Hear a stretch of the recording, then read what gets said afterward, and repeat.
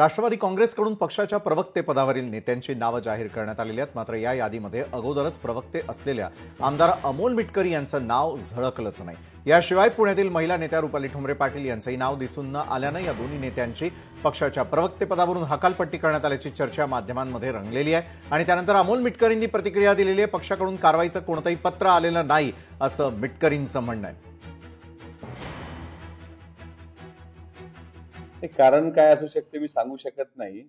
हकालपट्टी किंवा उचलबांगडी हे शब्दप्रयोग जे मीडियातून कालपासून दाखवले गेले ते अत्यंत चुकीचे आहेत। तसं कुठलंही पत्र मला काही अधिकृत पक्षाकडून आलेलं नाही आणि पक्षाचा प्रवक्ता यापेक्षाही मोठं पद माझ्याकडे आहे, ते म्हणजे अजितदादाचा एक कार्यकर्ता। भारतीय संविधानाने मला फंडामेंटल राईट्स अर्थात बोलण्याचा अधिकार दिलेला आहे। त्या अधिकाराचा पूर्ण वापर संपूर्ण शक्तीनिशी मी आपल्या प्रचार प्रसार माध्यमांद्वारे करणार आहेच।